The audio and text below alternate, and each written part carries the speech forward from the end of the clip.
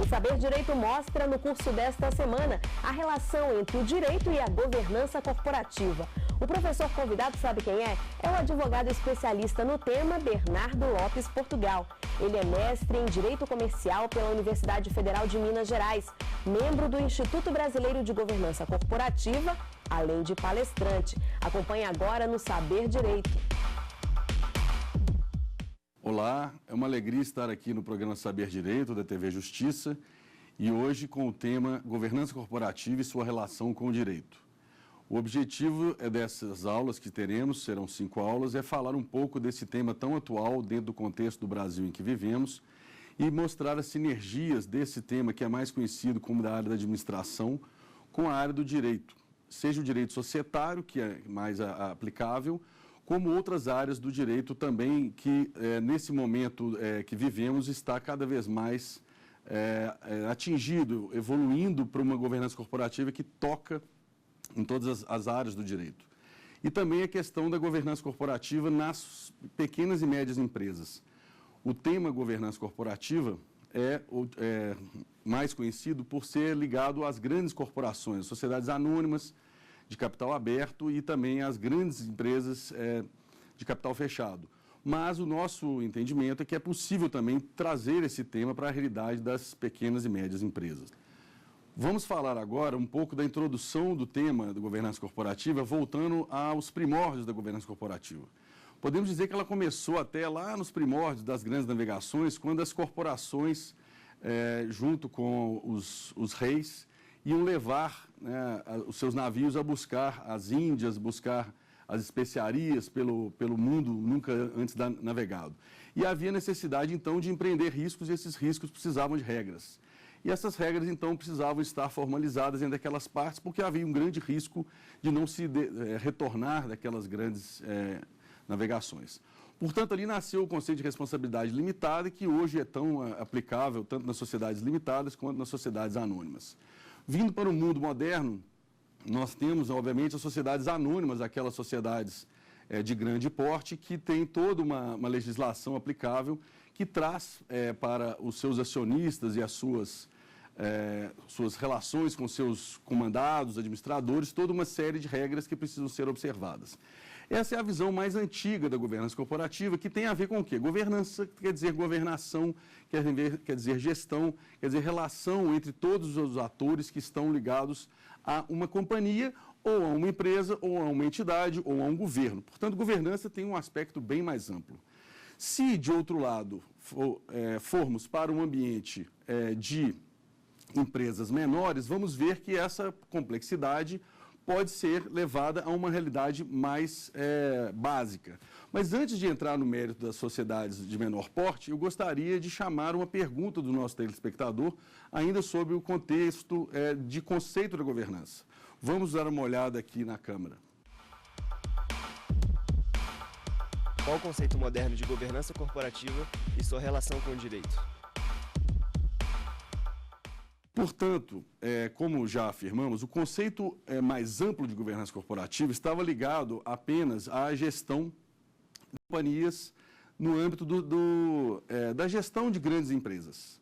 O conceito moderno de governança não está vinculado apenas à relação dos proprietários dessas grandes empresas, dos acionistas, com os administradores, com os seus gestores executivos. Mas esse conceito mais moderno, ele leva também para a responsabilidade corporativa dessas companhias dentro do contexto onde elas estão inseridas. Uma empresa, independente do porte dela, ela está inserida dentro da sociedade onde ela está sediada. Imagina uma sociedade, uma empresa, numa cidade, uma pequena cidade do interior de qualquer lugar do Brasil, a quantidade de pessoas que estão ali contratadas, a quantidade de famílias que estão envolvidas, né, naquelas situações de prestação de serviço, de geração de emprego, tudo que está envolvido numa companhia. A governança corporativa mais ampla, portanto, ela vai ter que levar em conta não apenas a relação dos acionistas com seus diretores, executivos, com colaboradores, mas também os fornecedores, os concorrentes, a sociedade civil como um todo e até o mundo em geral, porque num ambiente como a gente vive hoje tão globalizado, aí indo para um ambiente de grandes e realmente mega companhias, você tem que uma companhia pode estar influindo no mundo todo. Vamos agora também abordar um pouco da visão dessa governança corporativa aplicada para a pequena e média empresa. No âmbito da governança corporativa, portanto, mais moderna, temos ainda que perceber que essa responsabilidade das empresas, no âmbito de onde elas estão situadas, vão levar a empresa a ter uma visão de sustentabilidade, de visão de longo prazo, de geração de riqueza de muito maior valor para a sociedade, na lógica de perenização das empresas no tempo, independente dos seus acionistas atuais. Por que essa visão? Porque é a percepção até da função social da empresa, que é consagrada no nosso Código Civil, que faz com que as empresas sejam percebidas como atores importantes na relação com a sociedade. Então, a visão moderna da governança corporativa, ela também vai levar em conta a função social da empresa. Então, a geração de emprego, como já falamos, a relação com todos os seus públicos e essa questão do impacto social, porque uma vez que uma empresa deixar de existir em determinada localidade, isso pode gerar um impacto muito grande. Se formos ainda para um outro viés, que é o viés ambiental, teremos então que observar que hoje em dia a globalização de todas as atividades, o caráter ambiental de sustentabilidade das empresas perante o mundo é de fundamental importância, tendo em vista todos os riscos que nós, seres humanos, estamos correndo ao viver na Terra, onde as grandes corporações estão poluindo, estão gerando todo tipo de impacto ambiental. Então, a companhia passa a ter que ter uma política, uma prática de governança, de maneira a preservar toda essa situação do nosso meio ambiente também. E isso vai desdobrar em políticas as quais ela vai ter que desenvolver no âmbito interno.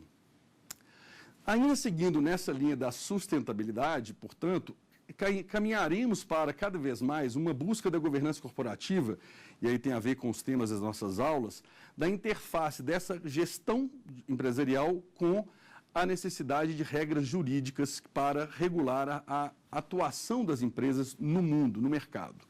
O que eu quero dizer com isso? Aparentemente, muitos autores enfatizam que governança corporativa não deveria ser um tema do direito, por tratar de gestão, de administração, de lidar com executivos, com balanços, com o mundo financeiro.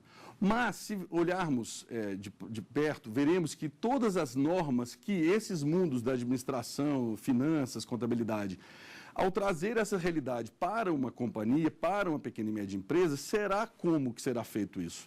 Será feito através de regras que são normas internas, são códigos de conduta, são códigos de ética, então são instrumentos jurídicos que deverão ser observados pelos atores nas suas respectivas competências. Sobre isso, eu acho interessante chamar uma segunda pergunta sobre a aplicação dessas normas na nossa realidade atual. Gostaria de ouvir mais um telespectador. Podemos falar de governança corporativa também em pequenas e médias empresas?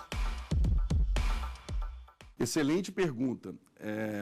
O que verificamos é que, por muitos anos, a governança corporativa ficou restrita ao mundo das grandes corporações, das sociedades anônimas de capital aberto, nas bolsas de valores, e também nas sociedades limitadas de grande porte, de grande poder competitivo.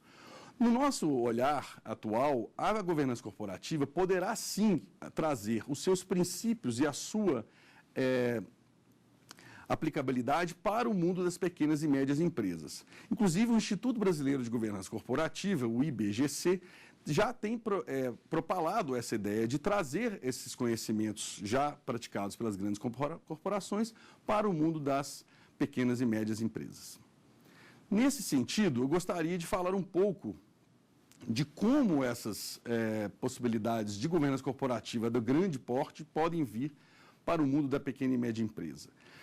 O empresário, o estudante, o advogado, o contador pode pensar assim, mas são coisas tão complicadas, tão sofisticadas, como que isso vai se aplicar no mundo das sociedades de pequeno porte, da companhia média? E por que não falar até da startup, né? Hoje em dia, a empresa nascente, aquela do pequeno empreendedor que está iniciando o seu negócio. É possível? Acredito que é possível, sim, trazer os princípios da governança corporativa e também as práticas mais modernas, que já vêm sendo utilizadas há bastante tempo no âmbito das grandes companhias, para o mundo da pequena e da média empresa. E vou tentar aqui explicar um pouco do como se pode fazer isso. Primeiramente, eu vejo que a sociedade de pequeno porte e a pequena e média empresa, ela tem uma necessidade mínima de organização da sua documentação jurídica. A isso, gosto de chamar de governança legal. O que eu quero dizer com isso? A governança legal visa organizar a documentação jurídica de uma empresa de modo a permitir que, a qualquer tempo, os gestores, os administradores, os executivos, os sócios, possam ter acesso àquela documentação para qualquer finalidade. Pode ser uma finalidade de pedir um empréstimo no banco, pode ser uma finalidade de ter uma cisão societária, pode ser uma necessidade, no caso da sucessão empresarial de um sócio que venha a falecer, e pode ter até a busca de um sócio investidor ou a venda da empresa. O que isso significa na prática?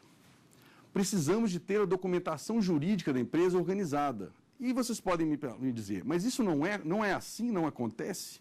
Infelizmente, posso dizer, na minha experiência como advogado, que muitos empresários no Brasil e pelo mundo deixam de organizar a sua documentação jurídica a contento. O que quer dizer isso?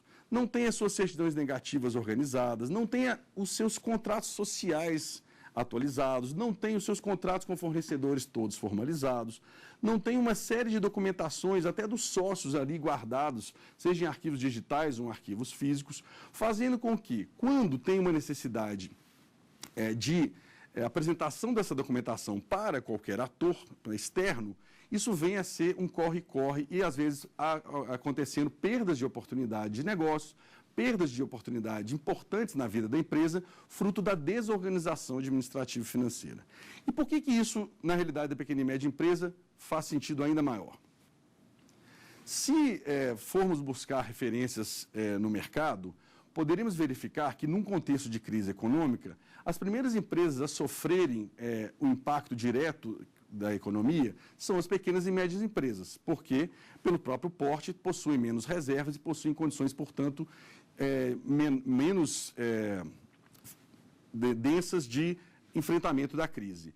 Nesse ambiente, pode até chegar ao ponto de elas terem uma crise empresarial, elas terem uma necessidade, por exemplo, de pedir recuperação judicial ou até mesmo chegar à falência. Nesse âmbito, a governança corporativa vai ser, de novo, importante para resguardar os sócios e administradores, de modo que eles possuam elementos probantes da sua boa-fé, de toda o seu zelo, o seu dever de diligência com a documentação da sua empresa. E isso é um aspecto básico, mas de fundamental importância para o resguardo da responsabilidade civil desses sócios e desses administradores. Vou dar agora alguns exemplos práticos de como podemos aplicar a governança corporativa em pequenas e médias empresas.